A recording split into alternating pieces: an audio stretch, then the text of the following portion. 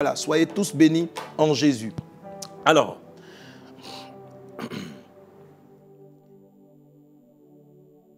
quand vous voyez ce genre de miracle, ces témoignages, ces actions, vous devez être conscient que c'est le résultat de la prière. De la prière. Effectivement, lorsqu'on vit ces miracles, lorsqu'on voit ces choses, on a une tendance à se dire, ça booste la foi. On se dit, waouh, si Dieu vient d'ouvrir devant moi les yeux d'un aveugle, c'est qu'il est vivant, il est puissant. Alors mon problème, ma situation, il peut la décanter. Voilà, je voudrais que vous regardiez ces témoignages en disant que votre Dieu est vivant, que ton Dieu est vivant, ton Dieu est puissant. Ton Dieu n'a pas de limite. Celui qui fait marcher le paralytique peut pourvoir à tes besoins. Celui qui fait cela peut t'ouvrir les portes par rapport aux situations qui semblent conflictuelles, qui sont compliquées. Là, tu dépasses la science des hommes. Tu dépasses la logique humaine. On est au-dessus de la science. Voilà. C'est le Dieu de prodiges, c'est le Dieu des miracles. Amen. Voilà. Il n'y a pas de montage. Voilà. Il faut le vivre en live. Et chaque fois, je me souviens, souvent dans certaines causes, on avait des personnes qui ne croyaient pas vraiment au miracle. Et dès qu'ils sont arrivés, ils disent, pasteur, on peut... Il y a même à Korogo, il y a un monsieur qui est venu, qui est un des grands conseillers, un conseiller très important ici en Côte d'Ivoire, qui était là. Il est venu discrètement suivre le programme. Et à la fin, je lui avais dit, pasteur, j'étais là. Il dit, mais c'est extraordinaire. Je dis, avant, on peut me dire, mais moi-même, j'ai vu. C'est-à-dire que vous voyez des parents soulever leur malade, vous voyez qu'ils ne marchent pas. C'est pas... Et puis, il s'élève, il commence à marcher. Il commence à marcher et c'est partout dans la foule. C'est en tout lieu, dans tous les lieux. Voilà. Et lorsqu'on finit une ville comme ça, pourquoi les gens des villes nous suivent? Parce que lorsqu'ils repartent et qu'ils témoignent, alors les habitants qui ne sont pas pu venir se disent, mais quoi, j'ai raté l'occasion de marcher, j'ai raté l'occasion de voir. Parce qu'il y a beaucoup de miracles dans la ville. C'est vraiment impressionnant. Amen. Je te dis ça parce que ton Dieu est vivant. Là, à l'instant où tu es en train de me suivre, quels que soient tes défis de santé, l'onction de Dieu est là. Quels que soient tes défis, quels que soient tes problèmes, la puissance et la main de Dieu arrivent à toi. Tu reçois ta guérison, tu reçois ton miracle. Tu es visité par la puissance de Dieu. Que le Seigneur te visite au nom de Jésus. Est-ce qu'on est ensemble? Mais je vais t'expliquer que la clé essentielle, c'est d'abord la prière. C'est la prière. Tout commence par la prière.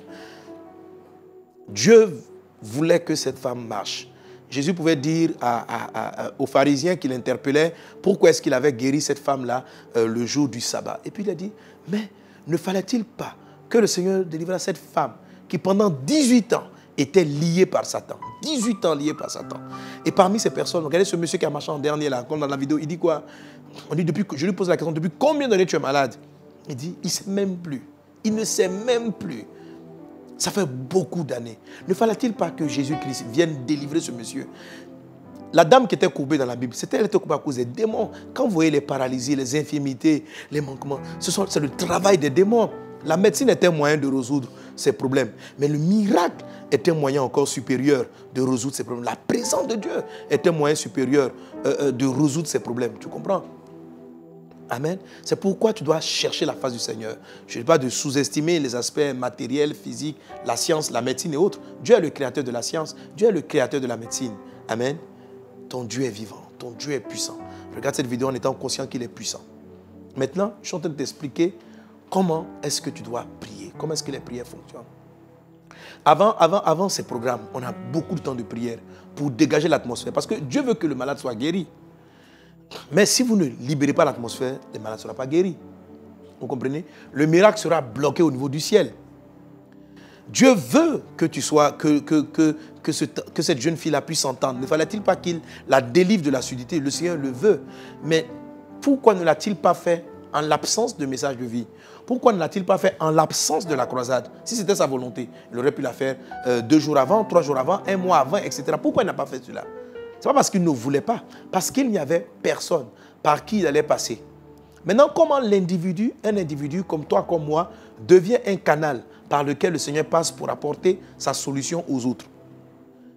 Tu deviens un canal par la prière. La prière te fait bénéficier de miracles pour toi-même, mais te fait faire en sorte que toi-même, tu es un canal de bénédiction pour d'autres personnes. Amen. Donc tout commence par ta capacité à te connecter avec le ciel, avec le plan et avec la volonté de Dieu. Notre Père qui est au ciel, etc. Et puis de décliner après dans les différentes étapes de prière que j'ai abordées précédemment, que tu pourrais écouter, etc. Ok? C'est vraiment important. Amen. Le modèle de la prière de notre Père peut être utilisé en tout, en combat spirituel, en tout ce que tu veux. Si tu veux rentrer dans le combat spirituel, esprit impur, va-t'en. Mais que tu n'es pas conscient, que tu pries au nom d'un Dieu qui est au-dessus de tous les démons, tu vas dire esprit impur, va-t'en en tremblant, en ayant peur. Hein? Lorsqu'on arrive, les sorciers attaquent le programme. Ils nous envoient de la pluie. Il n'a pas plu à Korogo depuis le mois de février. Il n'y a plus une seule goutte de pluie. Mais le jour où on commence la croisade, quelques heures avant le mercredi, le lancement de la croisade, je vais saluer un de nos missionnaires là-bas qui a fait un accident de moto. Je vais prier avec lui. Dès qu'on sort de sa maison, le ciel s'est assombri, il y a des éclairs. Ok? Je demande, je dis, mais est-ce qu'il a plu? J'en dis, il ne pleut plus. Je dis, quoi? Donc la pluie est venue pour nous dire bonne arrivée. Mais elle était venue pour nous dire bonne arrivée. On a parlé, on a demandé aux nuages de se déplacer. Et les nuages sont partis. Mais aux environs de 21h, la pluie est revenue avec de grosses gouttes. Mais vraiment des gouttes. Voilà. Quand on tombe, ça te fait mal. Amen. Mais on a célébré le Seigneur, le temps, et puis on a chassé. On savait que c'était une attaque. Et d'ailleurs, même le lendemain, en allant saluer le chef du village, il me dit, j'espère que la pluie ne vous a pas gêné. Hein. C'était notre manière de vous dire bonne arrivée. Vous comprenez? Donc, voilà, comme ça, hein, direct. Hein. Voilà. Comme quoi? Qui avait trouvé quoi? Voilà, le délivrer en même temps. Bon, donc voilà. Ce qu'elle dit, il fallait que les filles soient là pour me dire derrière les rideaux. Donc ils ont trouvé une fille là-bas, laquelle pleure, la pluie arrive, qu'elle pleure pas, il n'y a pas. Donc, et puis on a séché, c'est là, on a chassé son démon. Vous voyez? Tout ça c'est beau, c'est la mission. Mais, quand vous voyez des puissances occultes, comme celles qui sont au nord de la Côte d'Ivoire, elles sont vraiment terribles. Elles ont une très forte ascendance sur le devenir de la Côte d'Ivoire. Parce que le masque qui est adoré là-bas, qu'on appelle le masque du Poro, c'est un dragon à deux têtes. Et dans l'enseignement que je donne sur le dragon, je veux dire que le dragon contrôle la pluie, contrôle les eaux. Le dragon est un esprit violent. Il dit, Nebuchadnezzar comme un dragon m'a détruite, il m'a secoué. Voilà, donc les deux têtes que vous voyez, ce qu'on appelle le masque, en fait, ce n'est que l'image d'un dragon qui a deux têtes et qui est aujourd'hui l'emblème de notre université nationale. Donc, depuis qu'on a posé sa tête là, bon, les violences aussi, le sang commence à couler, il détruit et puis il pille l'intelligence des personnes. Donc, on est parti dans son fief, vous comprenez? C'est un dangereux esprit, voilà. Mais quand vous arrivez ça, si vous entendez tous ces bruits autour là, vous pouvez être effrayé. Alors, avant de chasser les démons, mon Père qui est au ciel, ça veut dire qu'il est au-dessus de tout. Ça vous donne de l'assurance et vous chassez ce type d'esprit. Vous comprenez? C'est pourquoi, quelle que soit la forme de prière, prenez l'habitude de suivre le protocole de la prière de notre Père, selon ce que je vous enseignais, selon ce que Jésus-Christ vous enseigne, selon ce que Jésus t'enseignait. Et tu vas voir combien de fois c'est efficace. Amen. Alors, aujourd'hui, c'est vrai, on a parlé vraiment du truc, mais vraiment, écoute ce que je vais te dire. Ça va encore rendre plus puissant tes prières. Amen. Donc, on était à la phase 5 où je t'expliquais qu'il faut dire à Dieu, donne-moi aujourd'hui, donne-nous aujourd'hui notre pain quotidien. Et c'est la partie où tu présentes ton besoin à Dieu. Et une fois que tu as présenté ton besoin à Dieu, pour avoir maintenant le pain qui est Jésus-Christ lui-même, tu t'assois sur le rocher, tu prends ta Bible, tu médites la parole de Dieu. Donc, c'est à cet épisode-là de la prière qu'on fait la lecture de la Bible. Et ça va avec la question d'un frère qui me demande ceci. Parce que lorsqu'on veut méditer la parole, quel genre de questions doit-on poser après la lecture de la Bible? Quel genre de questions doit-on poser après la lecture de la Bible? Ok. La première des choses, lorsque vous allez arriver au pain, qui est la parole, car l'homme ne vivra pas seulement de pain, mais de toute parole qui sort de la bouche de Dieu. Quand vous arrivez à la parole, quand vous avez prié, élevé le Père, etc. Et puis tu arrives à, donne-moi aujourd'hui mon pain quotidien. Donc, je présente mon pain. Je veux une maison, je veux un mariage, je veux ceci, je veux faire une croisade, je vais aller dans l'évaluation, cet esprit soit avec moi. Attends, ok? Je dois être précis dans ce que je veux. Et après, je vais commencer maintenant à chercher la face du Seigneur. Okay? C'est-à-dire le pain numéro 2, le pain essentiel, le pain de la gloire. Parce que je sais que la matière que je veux avoir sans le Christ est vanité et elle va produire des effets très limités. Donc, je dis Seigneur, je te cherche dans ta parole. La Bible dit que c'est la parole qui révèle le Christ. Et là, en ce moment, pour pouvoir méditer, parce que le frère pose la question, mais quel type de question doit-on poser après? La question n'est même pas après. La question commence par le avant. Tu dois demander à l'Esprit de Dieu d'ouvrir tes yeux pour comprendre les Écritures. Pour qu'il ouvre tes yeux pour comprendre les Écritures. Lorsque Jésus-Christ est ressuscité, qu'il a commencé à marcher les disciples, la Bible dit qu'à un moment donné, il a soufflé sur eux pour qu'ils comprissent les Écritures. C'est en ce moment-là que leurs yeux se sont ouverts. Donc, vous pouvez lire la Bible de la Genèse Apocalypse 50 000 fois, mais vous n'allez rien comprendre et rien tirer de Dieu. Quand tu pries, quand tu arrives à notre Père, Seigneur, révèle-toi à moi, ouvre-moi les yeux. Saint-Esprit, enseigne-moi la parole. La Bible dit que le Saint-Esprit te conduira dans toute la vérité. Rappelle-toi, la phase numéro 4, que ton règne vienne, que ta volonté soit faite, est une phase où tu donnes la place au Saint-Esprit. Et c'est après ça que tu te demandes le pain quotidien. Donc c'est le même Saint-Esprit qui te donne comment présenter ton sujet. C'est le même Saint-Esprit que tu appelles pour qu'il t'aide à comprendre les textes que tu vas méditer. OK? Alors, c'est lui, le Saint-Esprit, qui va donner au texte que tu médites la valeur du réma. N'oublie pas, le texte, sans l'esprit, ça s'appelle du logos. C'est-à-dire, je lis le texte, c'est de la lecture. La lecture ne tranche pas. La lecture ne transforme pas. La lecture ne révèle pas le plan de Dieu pour toi. La lecture ne te donne pas le pain véritable, le pain quotidien. Le pain quotidien vient de la méditation, mais de la méditation révélée par le Saint-Esprit. Est-ce qu'on est ensemble? Alors c'est pourquoi tu pries. Tu pries, Saint-Esprit, parle-moi par ta parole. Parle-moi par ta parole. Alléluia. Parle-moi par ta parole. Et puis, tu fais ta lecture. Tu fais ta lecture. Comment tu vas faire la lecture? C'est vraiment au choix. Tu peux te donner comme discipline, après prière, senti par l'Esprit, de parcourir tout le Nouveau Testament ou toute la Bible, de la Genèse à l'Apocalypse. Je profite pour te dire que dans le dévotionnel, qui est là, dans le dévotionnel, tu as un plan de lecture pour parcourir toute la Bible en un an. Okay? Vous l'avez généralement dans les pages 90-96. Il y a une prière du salut. Et puis là, vous avez un plan de lecture, voilà, pour chaque mois. Donc, si tu suis ce plan de lecture qui est là, par exemple, tu vas te trouver en train de parcourir toute ta Bible en une année. OK? Donc, peu importe la partie que l'Esprit va te donner de lire, demande à l'Esprit de t'ouvrir les yeux et de comprendre la parole de Dieu. C'est le Saint-Esprit qui va t'amener à savoir quel type de questions tu dois te poser, qui sont les questions basiques du genre, qu'est-ce que Dieu a voulu me dire, qu'est-ce qu'il veut que j'applique, qu'est-ce qu'il attend de moi, etc. Il arrive certaines fois qu'au sortir de la lecture, tu ne penses pas que tu as retenu ou compris quelque chose de spécial. Voilà. La plupart, souvent même dans la lecture, on a l'impression même qu'on n'a rien compris. Okay? Ou bien qu'on a lu juste une histoire théorique. Okay? Il arrive, en tout cas moi c'est très fréquent, que c'est dans le cours de la journée que l'Esprit maintenant m'explique ce qui m'a fait méditer le matin. Ok? Je pense que j'ai vécu ça dernièrement par temps, je crois à Tengrela, je ne sais plus dans quelle ville. Donc j'étais avec mes filles ce matin, donc j'ai fait ma méditation personnelle. Et le matin avec les enfants, j'ai fait la méditation avec eux. Et eux, ils suivent le lecteur de la Bible, donc pour enfants. Donc elle prend, je dis, bon, j'ai médité le lecteur de la Bible. Puis on était sur Marc chapitre 7. Et puis leur dernier texte à lui, je ne le trouvais pas très pertinent. Je trouvais que, bon, même pour des enfants, pourquoi ils font lire cette dernière partie-là? Voilà, je crois que je peux même retrouver la référence.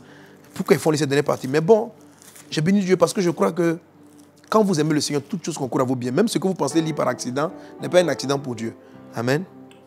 Voilà, c'était ça. Marc 7, 36. Il dit, Jésus leur recommanda de n'en parler à personne. Mais plus il leur recommanda, plus ils le publièrent. Ils étaient dans le plus grand étonnement et disaient, il fait tout à merveille. Même il fait entendre les sourds et parler les muets. C'était ça la méditation. Donc, Jésus leur recommanda de n'en parler à personne. Et dans la phase de méditation, les petits ont insisté, pourquoi Jésus dit de ne parler à personne du miracle qu'il a fait? Et on a médité, c'était donc le mercredi matin avant que je prenne l'avion. Et je crois que je suis parti, c'était à Tengrela au Bundiali. Voilà, donc ça me revient maintenant. Donc j'arrive là, et puis il y a un monsieur qui a Tengrela, un frère en Christ, a dit, bon, il va faire paraître l'article. Bon, en tout cas, il avait déjà même fait paraître. Il m'a dit, ah pasteur, voilà, je suis journaliste, je suis frère en Christ, mais je suis journaliste. Je représente l'agence ivoirienne de presse. Je suis de la région. Vraiment, je vais témoigner des choses. Je dis, ok, il n'y a pas de problème. Et dès qu'il a placé ça dans le journal, c'est passé sur Fratmat Info, sur Internet, les gens se sont publiés. Et je reviens sur Abidjan le week-end. Je reçois des félicitations de partout. Vraiment, pasteur, merci pour ce que vous faites pour le corps de Christ. Merci pour l'hôpital qui a été réhabilité. Mais ce n'était pas la première fois qu'on réhabilitait l'hôpital. Ça fait plusieurs années qu'on est dans les réhabilitations des hôpitaux et qu'on fait des... Mais bon, dans tous ces programmes, on n'a jamais appelé ni la télé, ni la radio, ni personne pour faire un compte rendu quelconque. En fait, parce que je me basais là-dessus. Et puis ça a pris tellement de l'ampleur que quand on arrive à la croisade de Bundiali, franchement, je suis tenté de demander aux frères de venir encore faire un reportage parce que bon, ça donne un bon nom. Et puis le matin, je médite ça. Hein? Je dis au commandant de n'en parler à personne. Et là, le Seigneur me rappelle un vieux message que j'ai, où il m'a dit que personne, j'appelle ça le message, que personne ne sache. Je me rappelle que personne ne sache. Ma chair, mon âme est tentée de faire publier, parce que c'est un frère qui explique que je l'appelle pour dire, mon ami, ton article là, ça a été lu, parce que les gens m'ont appelé même de plusieurs pays, pour dire, ils ont vu l'article, ils m'ont balancé l'article, ça c'était super quoi. Ouais. J'ai dit, bon, et puis on avait des besoins financiers, il nous fallait à peu près. Donc j'ai dit, bon, plus les gens verront, et puis ils auront à cœur de faire des dons. Donc il y avait une raison totalement logique. Et puis je me suis rappelé de que personne ne sache. Parce que l'Esprit m'expliquait que Dieu n'est pas dans la haute publicité qu'on essaie de faire. En fait, c'est comme si la Bible dit que plus Jésus leur recommandait de se taire, plus son nom était truc. En réalité, la parole de Dieu est comme ça. Plus vous n'essayez pas de vous faire voir, plus le message va aller, le message ira plus loin et le message sera puissant. Plus vous faites du bruit, écoutez, je prêche dangereusement, moins vos messages auront de l'impact. Voilà. Moins vous cherchez à parler de ce que vous faites, plus ça a de la puissance. Et là, franchement, quand tout le monde a vu l'article, on était tenté d'appeler le frère de Tengré là, pour qu'il vienne faire le... Et puis tout le monde parlait. Et puis pendant que je parlais avec les frères, la méditation m'est revenue. Tac! Jésus leur recommanda de n'en parler à personne. Et j'ai compris que le matin, j'avais reçu mon réma. Le réma, c'est que j'allais tenter de vouloir encore faire un article. L'autre article, je ne l'ai pas demandé. Le monsieur a fait, je n'ai pas cherché. Il a publié. Donc j'ai pris acte de la publication. Mais le deuxième article, là, c'était moi maintenant qui allait être l'initiateur. Parce que je l'aurais appelé, viens faire un reportage et puis parle-en dans les journaux. Vous voyez? Et je me suis rappelé de la petite méditation que j'ai eue avec mes filles dans leur lecture de la Bible. Passage que je ne trouvais pas très forcément édifiant pour moi. Pour moi, ma modification, c'était ce que j'avais lu dans mon dévotionnel le matin. Et puis, ma lecture quotidienne de la parole de Dieu. Donc, quelquefois, vous ne savez pas ce... Mais dites au Saint-Esprit de vous expliquer. Alors, l'explication peut être en temps réel, comme l'explication peut être dans le cours de la journée. C'est comme si l'Esprit va vous rappeler à un moment donné ce que vous avez lu le matin, et puis vous comprenez qu'en fait, vous avez donné le pain qui allait vous donner la nourriture du jour, et qui allait vous donner l'action que vous devez mener dans la journée pour ne pas faire n'importe quoi. Est-ce qu'on est ensemble? Donnez un bon amen à Jésus. Alléluia.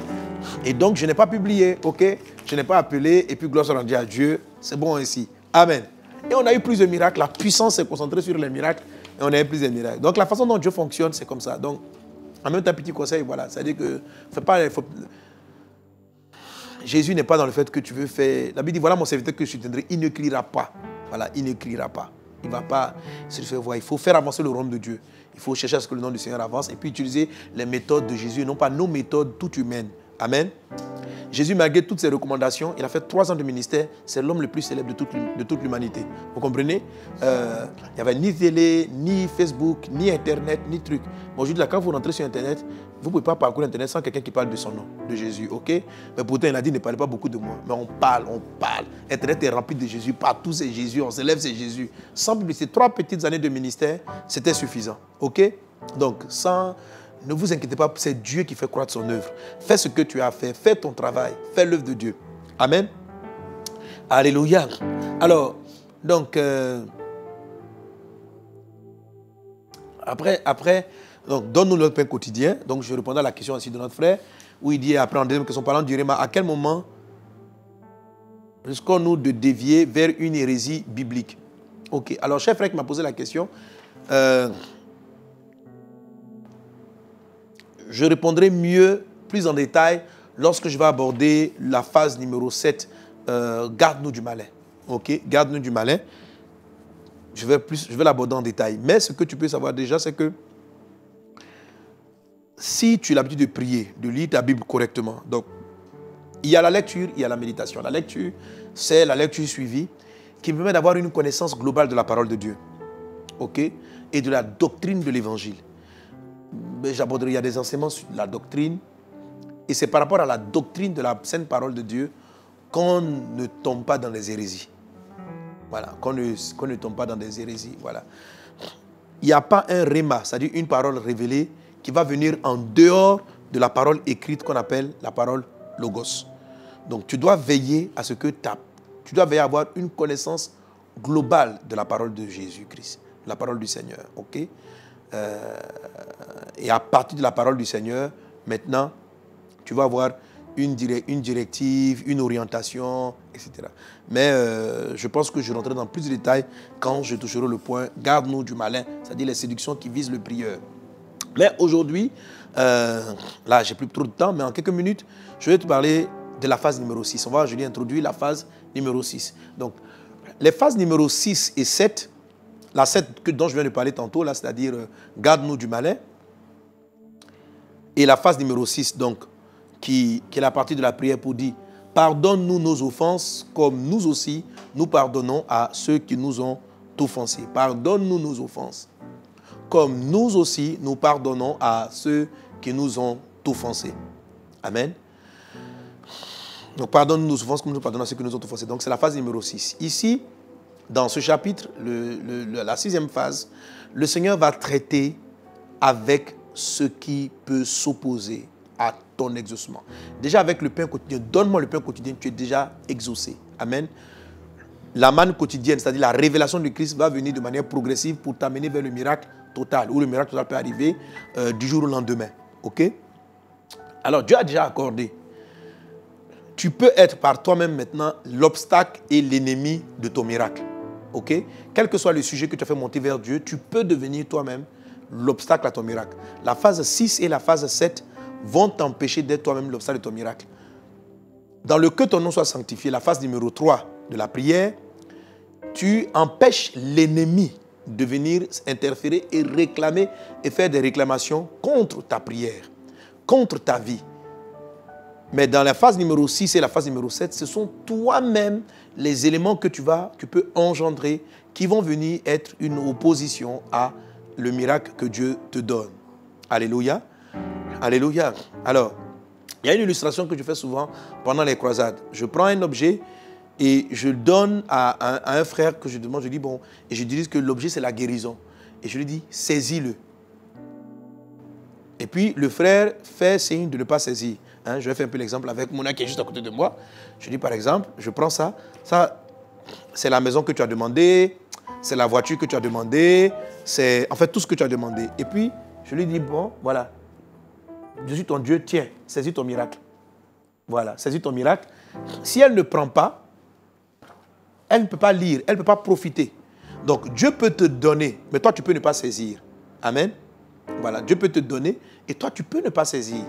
La phase numéro 6 et 7 les phases numéro 6 et 7 sont les éléments qui peuvent empêcher un homme de saisir son miracle, de saisir l'accomplissement de sa destinée. Donc, ça ne dépend plus vraiment de Dieu, mais ça dépend de toi.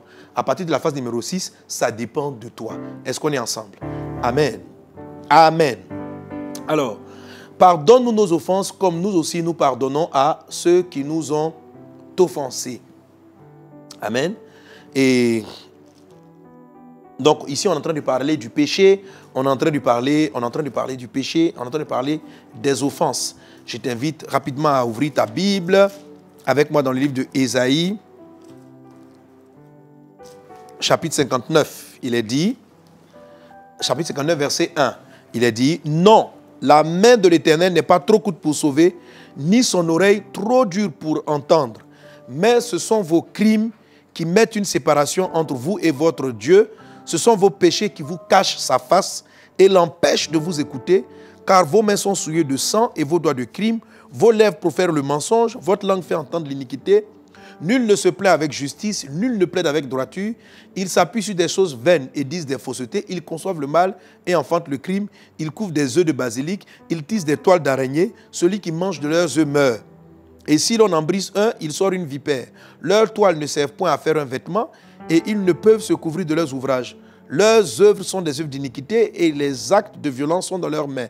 Leurs pieds courent au mal et ils ont hâte de répandre le sang innocent. Leurs pensées sont des pensées d'iniquité. Le ravage et la ruine sont sur leur route. Ils ne connaissent pas le chemin de la paix. Il n'y a point de justice dans leur voie. Ils prennent des sentiers détournés. Quiconque y marche ne connaît point la paix. C'est pourquoi, verset 9, l'arrêt de délivrance est loin de nous. Amen. Donc on est dans le nous de donne-nous, hein, n'est-ce pas? L'arrêt de la délivrance est loin de nous. Donc tu attends la délivrance, mais la délivrance n'arrive pas. L'arrêt est loin de nous.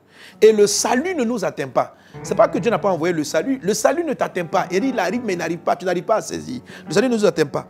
Nous attendons la lumière. C'est-à-dire on attend des révélations, on attend un éclairage. Nous attendons la lumière et voici les ténèbres. On attend quelqu'un qui attend la lumière. C'est-à-dire qu'il attend un éclairage, il attend une révélation, il attend une direction. Que dois-je faire? Mais plus il attend cette révélation, cette direction, plus il est dans les ténèbres. C'est-à-dire plus il est dans la confusion. Nous attendons la clarté et nous marchons dans l'obscurité. Nous tâtonnons comme des aveugles le long d'un mur. Nous tâtonnons comme ceux qui n'ont point Dieu. Nous chancelons à midi comme de nuit. Au milieu de l'abondance, nous ressemblons à des morts. Amen. Aujourd'hui, que ce soit dans le message, dans Vase en eau, dans les programmes, il y a de l'abondance. Les gens qui suivent vivent des miracles quotidiens, des transferts, des choses. Dieu fait des grandes choses. En ce moment, je peux dire qu'au sein de nos communautés et dans nos programmes, nous vivons le réveil. Dieu est à l'œuvre au milieu de nous. Mais il y a plusieurs qui, au milieu de l'abondance, ressemblent à des morts.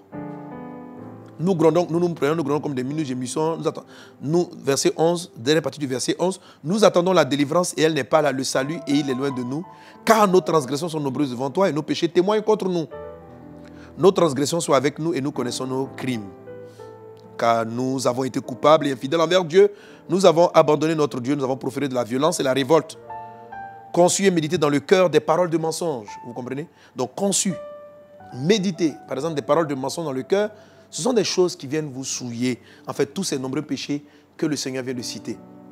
Il commence, Ésaïe chapitre 59, verset 1, en te disant, non, la main de Dieu n'est pas trop courte. Ça veut dire Dieu, la main de Dieu, une main de Dieu qui est courte, ça veut dire il prend trop de temps pour arriver jusqu'à toi. Parce que sa main n'est pas assez longue, sa main n'est pas assez puissante. Donc ton miracle tarde. Il ne faut pas dire que Dieu tarde. Non, non, non, non, non. Ce n'est pas vrai. La main de Dieu n'est pas courte pour sauver.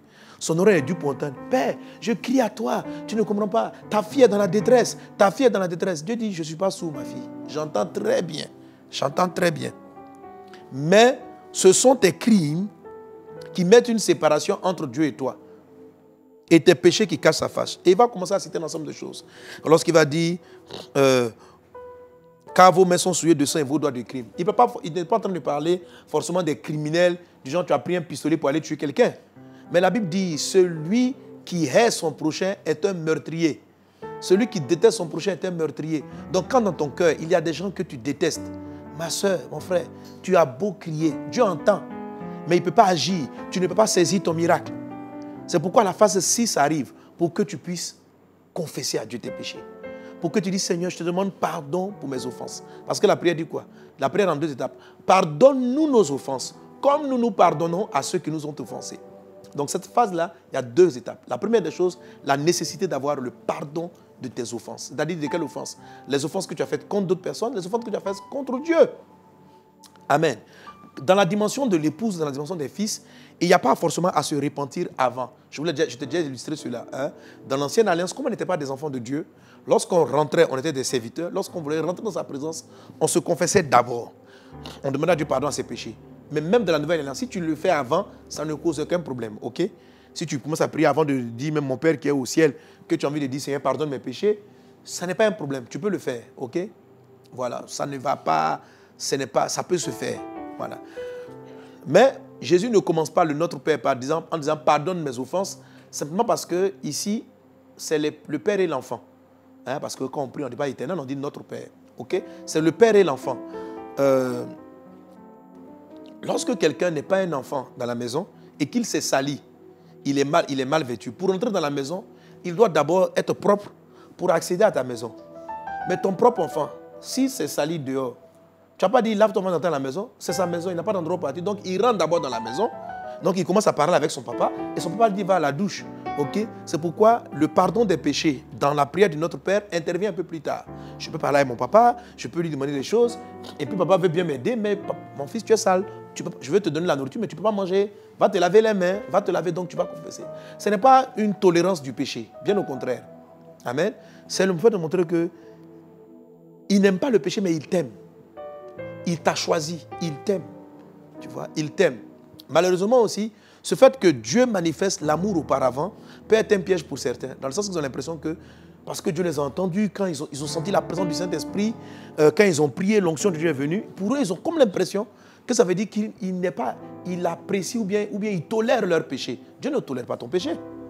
Je dis, mais le Saint-Esprit est déjà venu. Parce que le Saint-Esprit, on est rempli du Saint-Esprit à quel moment? Au moment où on est en train de dire que ton règne vienne. Que ton règne vienne. Donc sa présence est là. Waouh, il est présent. Mais hier, j'ai menti à ma soeur Gasparienne. Là. Ça compte pas? Mais il n'a pas eu besoin de ça pour venir. Il n'a pas besoin de ça parce que tu es son fils, parce que tu es sa fille. Tu es né de nouveau en Jésus. Il te reçoit dans la maison. Et puis après, il efface les péchés. Il lave les péchés. Tu vois? Mais si tu demeures sale, tu ne pourras pas rester à table. Tu ne pourras pas rester à table. Tu ne pourras pas rester à table. Tu dois t'asseoir à la table de papa. Tu dois partager le repas avec lui. Tu dois recevoir ton miracle. Il faut que tu traites à un moment donné avec l'offense. Si maintenant tu as l'opportunité d'être propre, avant même de lui adresser la parole, mais pourquoi pas? C'est pourquoi si tu peux dire, avant d'appeler notre Père, oh papa, je viens devant toi aujourd'hui, vraiment, je me réponds de mes péchés. Hier, j'ai mal parlé à ma soeur, j'ai fait ce que je n'aurais pas dû faire, etc. Je demande pardon. Et puis après, notre Père qui est aux cieux, ce n'est pas un problème. Ok? Il n'y a pas, c'est pas un problème. Voilà, ce n'est pas un problème en tant que tel. Amen. Mais sors-toi de l'esprit de la loi, de l'esprit de l'ancienne alliance. Nous sommes maintenant des enfants de Dieu. Est-ce qu'on est ensemble? Ok. Alors, donc, je reviens dans ce passage-là de Ésaïe 59 qui explique que les iniquités, le péché rendent la main et l'action de Dieu inopérantes dans notre vie et empêchent Dieu d'entendre nos cris pour être exaucés, pour matérialiser nos prières. C'est pourquoi tu dois traiter avec ces choses-là. Et ce passage est très édifiant parce que dans Ésaïe 59, il explique exactement les obstacles à la prière. Amen. Il parle donc de la haine, du mépris de l'autre. C'est la raison pour laquelle Jésus va vraiment rattacher les offenses au traitement des offenses des autres. Pardonne nos offenses comme nous nous pardonnons à ceux qui nous ont offensés. Parce que pourquoi quelqu'un peut-il commencer à détester son prochain ou avoir un mépris pour lui? Parce que peut-être il a été frustré, offensé ou quelque chose de ce genre. Dieu dit, tu dois demander à Dieu pardon pour cela. Amen. Vos lèvres profèrent le mensonge. Si tu as menti, parce que tu as l'onction ou bien quoi, qu'est-ce que toi, tu racontes des choses, tu exhortes en mentant, tu mens pour avoir ceci, tu mens pour avoir cela. C'est pour ça que tu ne seras pas exaucé. C'est le mensonge là qui fait que depuis là, les portes du mariage ne sont pas ouvertes. C'est le mensonge qui fait que... Et quand ces choses-là vont commencer à arriver dans ta vie, si tu commences à te marier, tu commences à voir ceci, le Père peut le faire. Le Père peut te donner. Mais si tu continues dans ton péché, tu vas aller en enfer. Tu vas aller en enfer. Rappelle-toi, il a dit ceci. Ceux qui me disent Seigneur, Seigneur, ne retournent pas tout le royaume de Dieu. Amen. Voilà. Mais seulement ceux qui font la volonté de mon Père qui est dans la parole. Plusieurs me diront en ce jour-là, j'ai fait des miracles par ton nom. Donc il y a des gens qui font des miracles par ton nom. J'ai guéri des malades en ton nom. Donc on peut avoir des guérisons des malades au nom de Jésus. Mais il dira, je ne vous connais pas, retirez-vous de moi, ouvrier d'iniquité. Donc c'est encore le péché. Donc, quand j'arrive à la phase numéro 6, je ne dois pas dire, parce que j'ai senti le Saint-Esprit, parce que j'ai été exaucé, c'est que je n'ai pas de péché à confesser, Dieu m'apprécie. Dieu n'est pas d'accord. Il n'est pas d'accord. Amen. Tu vas te rendre compte que pour certaines situations, tu vas sentir la présence de Dieu. Mais dans d'autres situations, parce que la présence est venue déjà à la phase précédente, phase numéro 4. Dans d'autres situations, tu ne vas pas être satisfait, ta vie ne sera pas épanouie. Donc, parce que tu es dans la maison du Seigneur, tu es la fille de Dieu, il fonctionne avec toi, mais il ne fonctionne pas en plein régime. Il y a des choses qu'il ne peut pas faire dans ta vie. Il y a des actions qu'il ne peut pas mener dans ta vie parce que tu es sale et parce que tu te complais dans le péché. C'est ce dont il est en train de parler.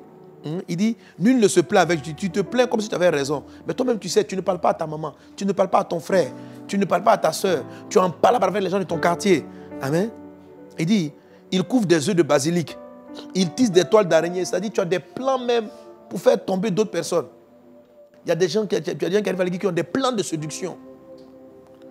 Elle arrive, je vois des gens qui arrivent, tu les vois zéler, prier. Mais quand on dit des toiles d'araignée, vous savez, les toiles d'araignée, ce sont des pièges pour faire tomber l'insecte qui se baladait par là par accident. Ok? C'est pareil. Donc, les gens qui utilisent des toiles d'araignée, c'est des gens qui font des planifications. Je vais lui dire ça. J'attends sa réaction. Qu'est-ce qu'il va dire là? Il va voir ce que je vais lui montrer aujourd'hui. Bon, vous avez tout ce genre de pensée là. Et après, tu viens, tu pries. Donne-moi aujourd'hui mon pain quotidien. Sans confesser tes péchés, sans te rendre compte que ce n'est pas une attitude que papa apprécie. Mais c'est normal que tu perdes tout. C'est normal que ta vie ne soit pas parfaite, que tu ne sois pas exaucé. Il faut que tu changes.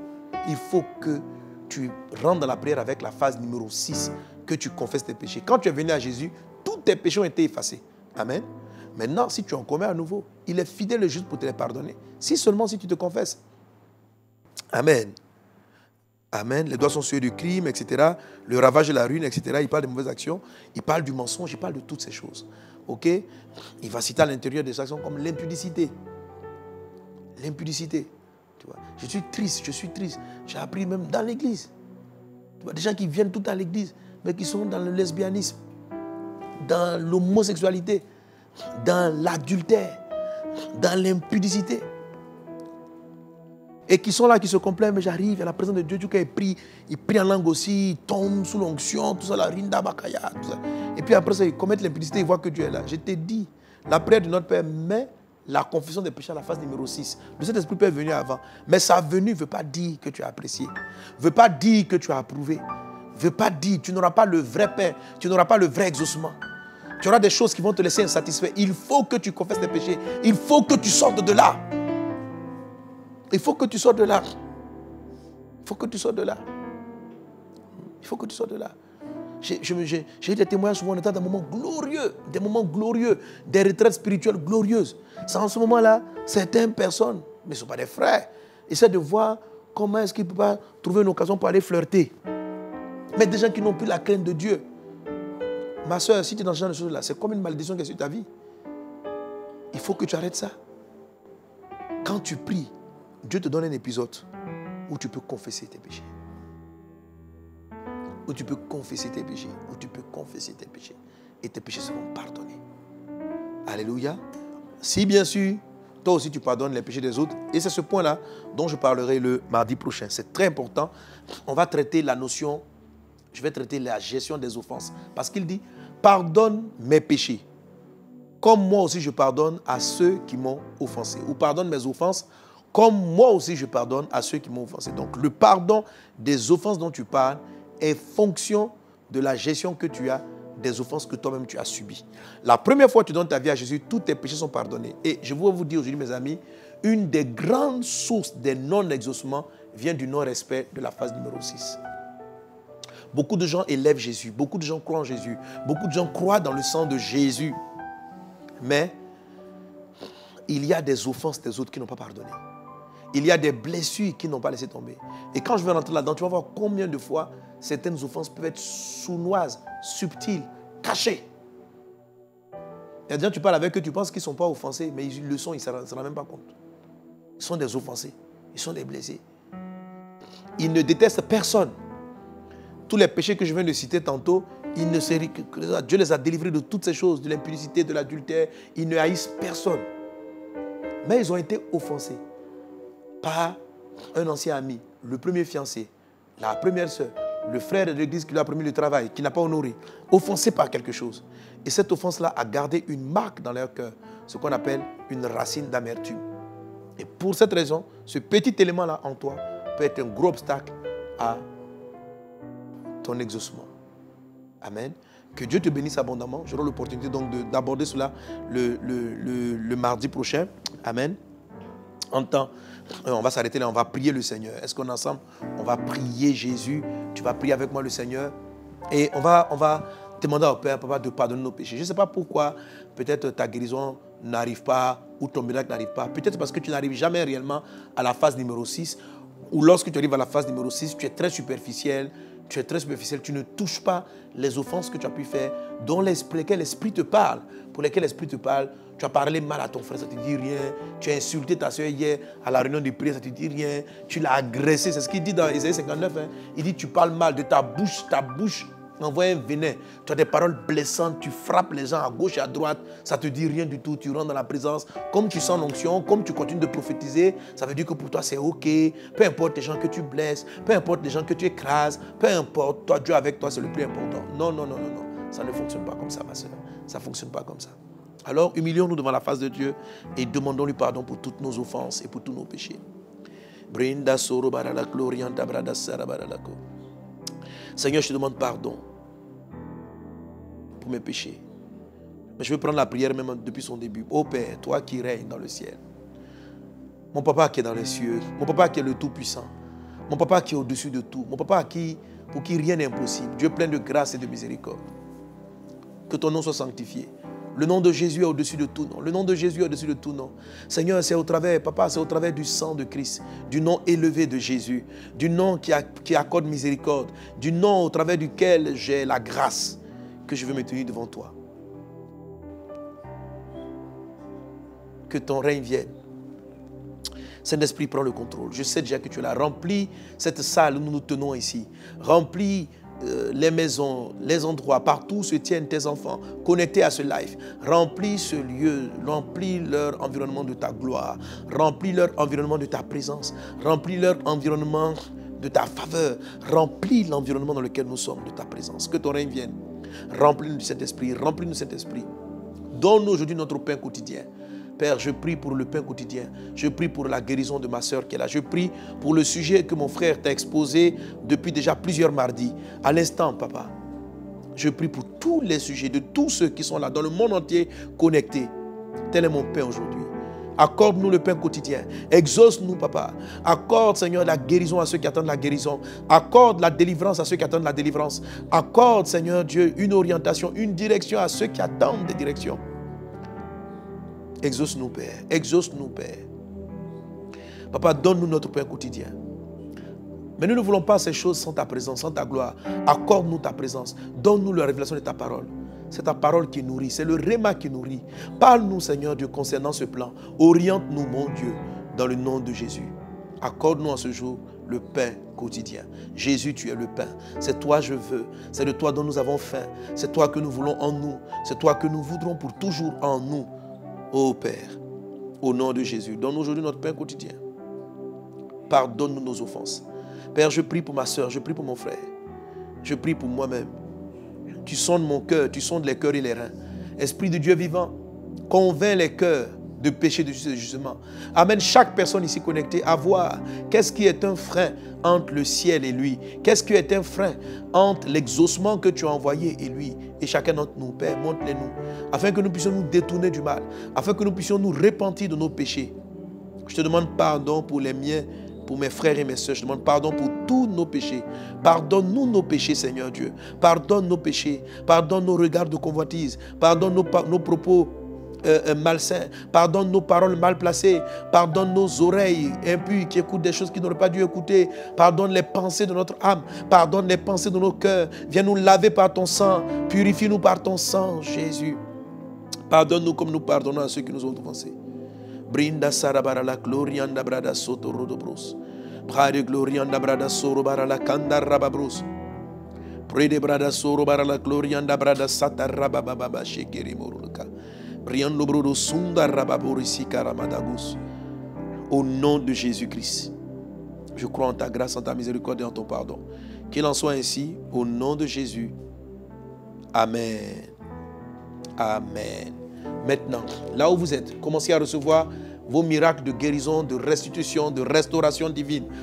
En ce début de mois d'avril, où j'ai dit qu'après les 3 premiers mois, chacun d'entre vous, après, le 3 premiers mois était destiné au mois de l'inspiration, au mois des révélations. J'espère que tu as reçu une inspiration durant ce premier trimestre. Amen. J'espère que tu as reçu une révélation. Si elle est floue dans ton esprit, qu'elle se clarifie dans ton esprit. Qu'elle soit de plus en plus claire dans le nom de Jésus. Parce que ce mois d'avril démarre maintenant le mois des actions. Tu dois te lever, tu dois bouger. Lève-toi et avance pour le royaume de Dieu. Lève-toi et avance pour le royaume de Dieu. La main du Seigneur avec toi. Garde les mains levées là où tu te tiens et reçois l'onction pour agir. Reçois l'onction pour te lever. Ce que ta main va toucher, Dieu va le faire prospérer. Ce que tu entreprendras, Dieu va le faire prospérer. Dans le nom de Jésus-Christ, lève-toi. Je prie pour ceux qui ne marchent pas, qui sont paralysés comme le pied. Lève-toi et marche et mets-toi maintenant au travail. C'est le mois de l'action. Pendant 3 mois, tu as cherché l'inspiration divine. C'est le mois de l'action. C'est le mois du mouvement. C'est le mois de la grâce. C'est le mois de faveur.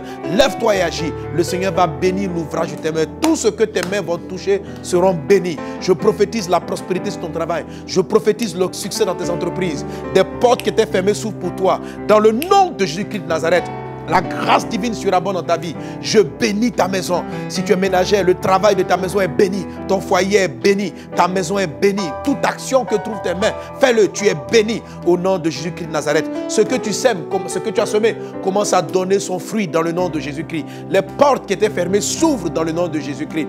Ce mois, qui est le 4e mois, sera un mois de stabilité. Parce que 4, c'est le chiffre de la stabilité. Sera un mois de stabilité. Un mois où les choses vont se poser. Tout ce qui semblait confus va être clair dans ton esprit dans le nom de Jésus. Ce mois, tu auras la conviction si tu continues cette relation ou si tu dois l'arrêter. Ce mois, tu auras la conviction si tu continues cette entreprise ou si tu dois l'arrêter. Les choses se mettent en place autour de toi. Maintenant, dans le nom de Jésus de Nazareth, le ciel est ouvert. L'esprit de ma méditation m'a dit ce matin, il me donne le pouvoir de parler sur les nations, d'abattre, de détruire. Je parle maintenant sur la nation. Je prophétise maintenant sur les pays. Vous avez entendu dans le rappel des prophéties des 3 mois.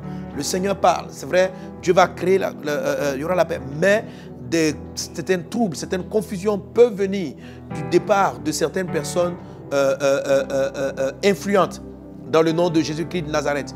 Que le Seigneur garde la nation, que le Seigneur garde le pays, la Côte d'Ivoire et les nations dans le nom de Jésus. Ceux qui doivent être sauvés seront sauvés. La Bible dit qu'il est impossible qu'il n'arrive de scandale. Les scandales vont toujours arriver, mais malheur par ceux par qui cela arrive. Que Dieu te garde d'être un instrument de scandale au nom de Jésus-Christ. Que tu sois plutôt un acteur de la paix au nom de Jésus. Que toi qui me suives et qui m'entends, tu sois un acteur de la paix au nom puissant de Jésus-Christ de Nazareth.